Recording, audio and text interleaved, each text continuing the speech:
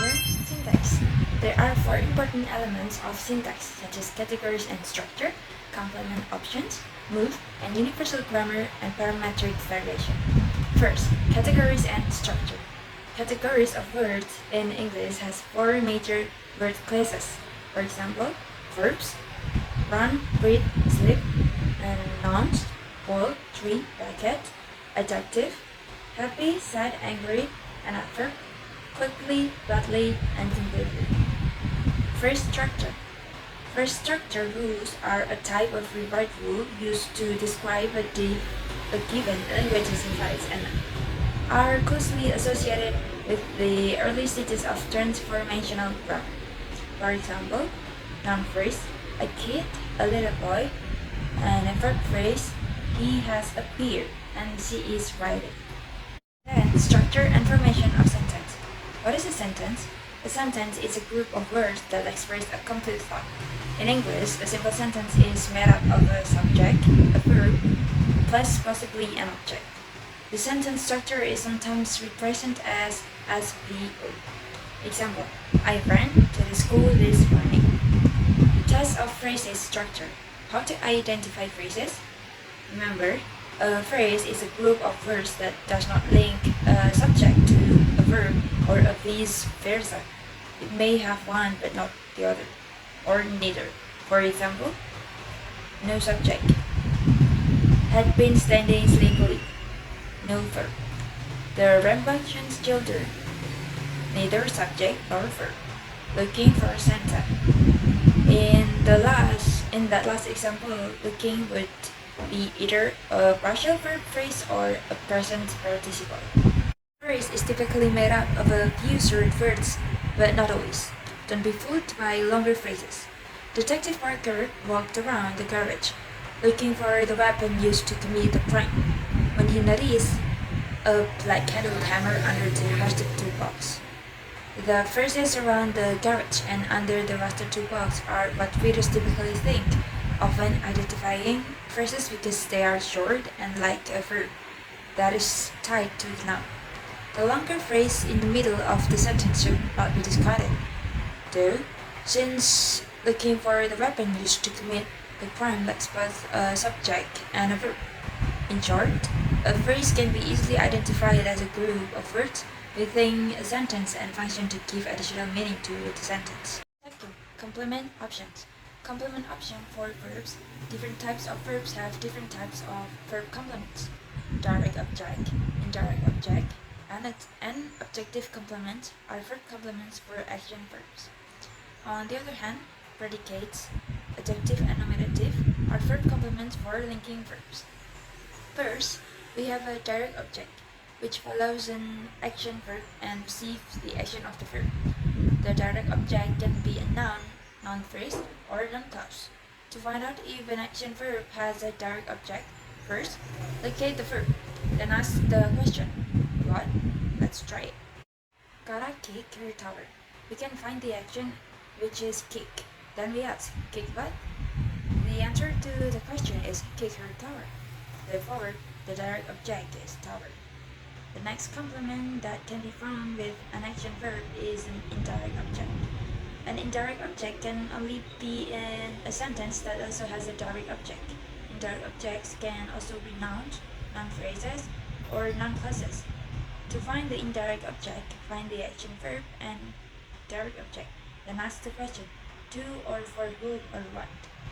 Here are some examples of indirect objects being put to use. Mom offered Kara ice for her sore tooth.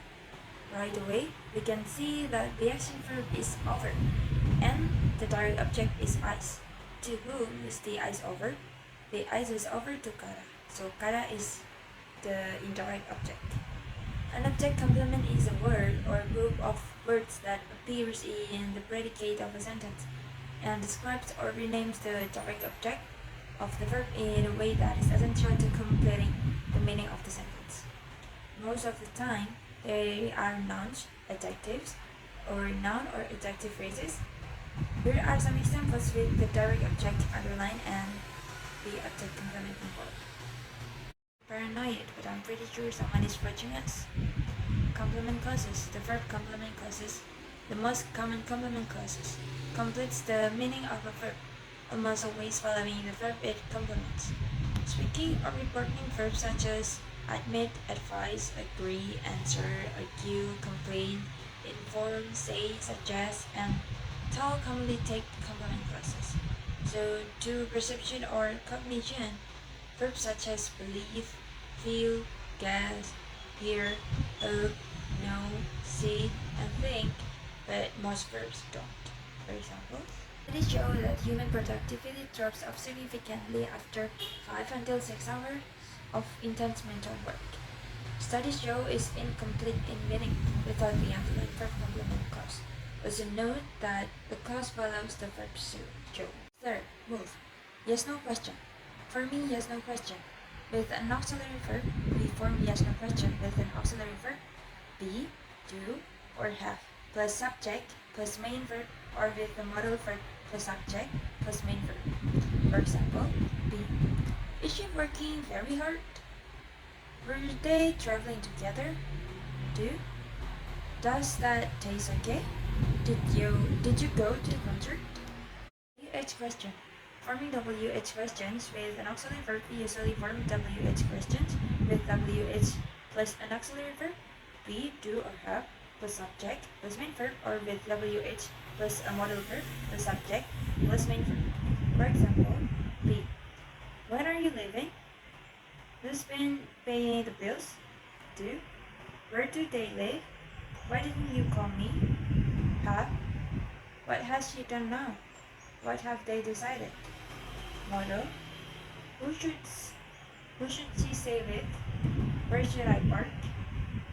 WH movement, which is also referred as WH fronting or WH extraction, is a special rule of syntax by which interrogative words can be placed at the beginning of an interrogative sentence or clause. And the last, universal grammar parametric variation. Overview of universal grammar.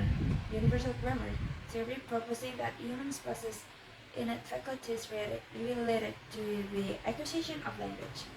The definition of universal grammar has evolved considerably since first it was postulated and moreover since the 1940s, when it became a specific object of modern linguistic research. It is associated with work in generative grammar, and it is based on the idea that certain aspects of syntactic structure are universal. So grammar consists of a set of atomic grammatical categories and relations that are the building blocks of the particular grammars of all human languages, over which syntactic structures and constraints on those structures are defined. A universal grammar would suggest that all languages possess the same set of categories and relations, and that in order to communicate through language, speakers make infinite use of finite means. Okay, our discussion topics on syntax is sentence structures analysis. We choose this topic because we want to understand more and share the information we have gained about sentence structure, which is essential to understanding the rules that govern language.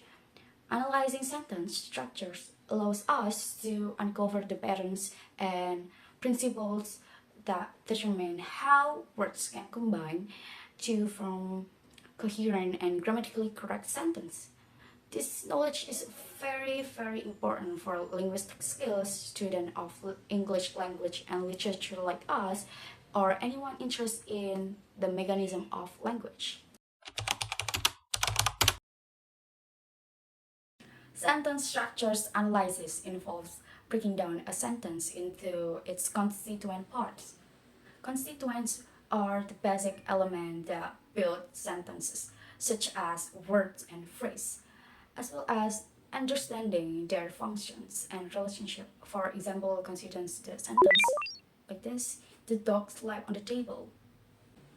This sentence can be broken down into like this: tree diagram. The tenses phrase indicates the tense of the sentence, such as past tense or present tense. In our example, the sentence in the past tense. Tensile phrase as the main structures of the sentence, indicating the tense, and noun phrase as the subject of the sentence, which is the dog, and determiner as the word the, and the noun as the word dog. And the article prime connects the tense with the verb phrase, and tickle, the tense marker in this case, is plus PST, past tense. The verb phrase consisting of the verb and additional information as the slap on the table, and the verb is slap, and prepositional phrase, the prepositional phrase indicating the location in the sentence on the table, and preposition, the preposition is on, and noun phrase as the object of the preposition is the table, and determiner as the word T, and noun as the word table. By analyzing sentence like this, we can identify the role of the different words and phrases and see how they connect together to form a complete whole.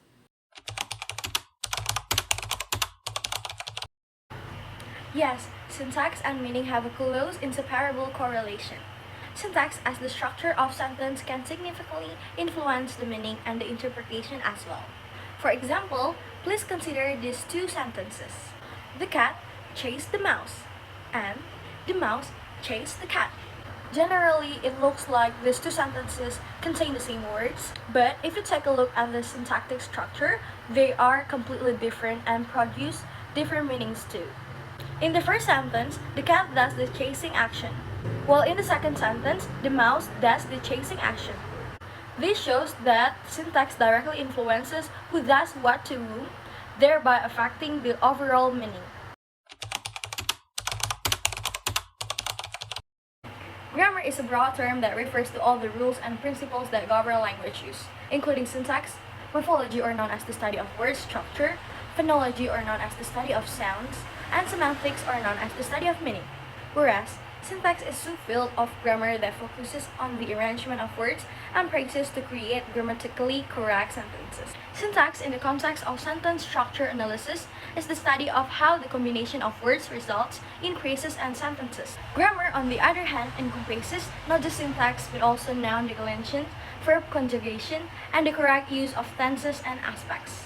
That's the differences between grammar and syntax.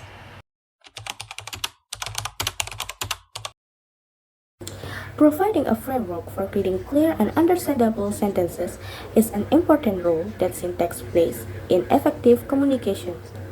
The structure of grammatically correct sentence ensures that the intended meaning is conveyed accurately and unambiguously. For example, consider these two following sentences. The student read the book and read the student book the.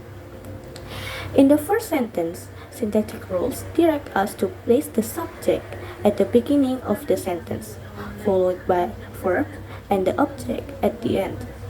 This structure provides clear information about who is performs the action, what is being done, and to whom or what the action is directed, so that the message is conveyed clearly. Whereas, the syntax rules in the second sentence are very unusual and the message conveyed is ambiguous. It is unclear whether students refers to people who must read books or whether books is the subject of the sentence. As a result, communications becomes unclear and confusing. By analyzing sentence structure, we may better comprehend and apply syntax rules that allow for clear and effective communications.